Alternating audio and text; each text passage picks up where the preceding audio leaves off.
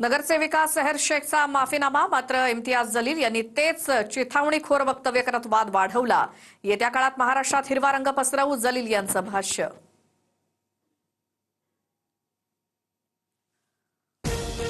मुंब्रा हिरवा करू असं म्हणणाऱ्या एमआयएमच्या नगरसेविका सेहर शेखचा माफीनामा, भविष्यात अशी वक्तव्य केल्यास कार्यवाही करू, मुंब्रा पोलिसांची नोटीस। भाजपच्या किरीट सोमय्या यांनी केली होती तक्रार।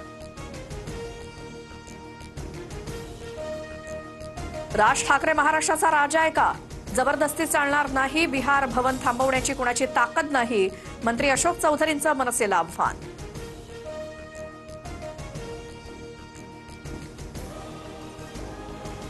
बिहारी माणूस महाराष्ट्रात येऊन पोट भरतो, पण आपल्या तरुणांमध्ये काम करण्याची मानसिकता राहिलेली नाही। रोजगाराच्या मुद्द्यावरून मंत्री गुलाबराव पाटलांनी मराठी तरुणांनाच सुनावलं।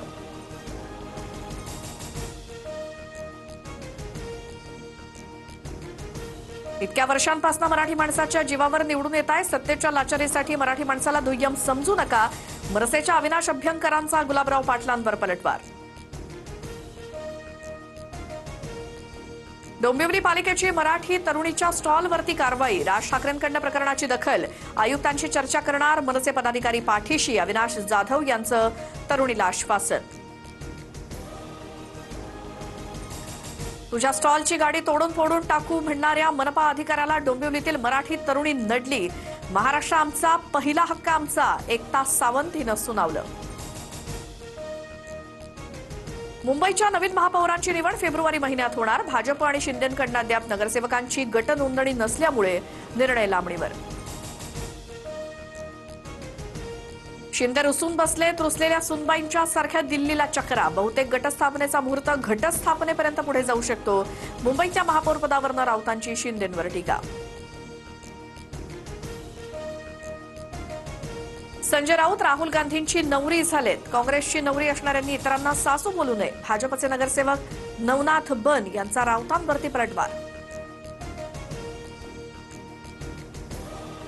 मुंबई स्थायी समितीत सत्ताधारी आणि विरोधकांचं संख्याबळ समसमान, ठाकरेंची शिवसेना 8, काँग्रेस 3, मनसे 1, एमआयएम 1, तर भाजप आणि शिंदेच्या शिवसेनेचे एकूण 13 सदस्य असणार।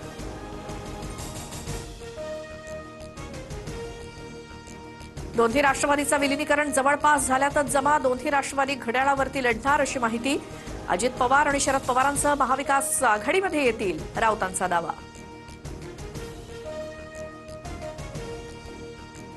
तिकीट मागताना कसं करता? तिकीट द्या, पद मिळालं म्हणजे झालं का?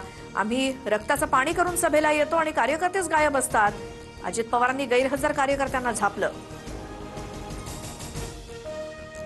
मंत्री छगन भुजबळांना क्लीन चिट मिळाल्यानंतर अंजली दमानी यांचा संताप, कलिना लायब्ररी प्रकरणात भुजबळ अजूनही दोषीच, दमानी या कोर्टात जाणार। सिंधुदुर्ग जिल्हा परिषदेत भाजपच्या 4 तर शिंदेची 1 जागा बिनविरोध। कणकवलीतील वरावडे पंचायत समितीत भाजपची 1 जागा बिनविरोध। देवगड तालुक्यातील पंचायत समितीत भाजपच्या 3 जागा बिनविरोध।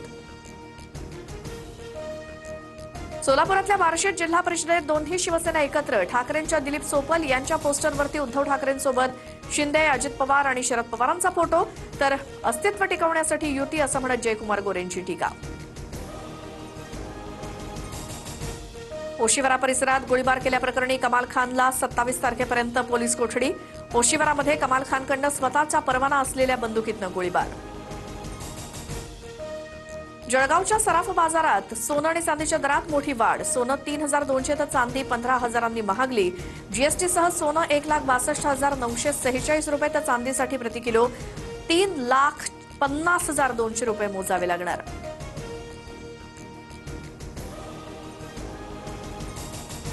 अमेरिका डब्ल्यूएचओमधून बाहेर, जिनेव्हातील डब्ल्यूएचओच्या मुख्यालयाबाहेरून अमेरिकेचा ध्वज देखील हटवला।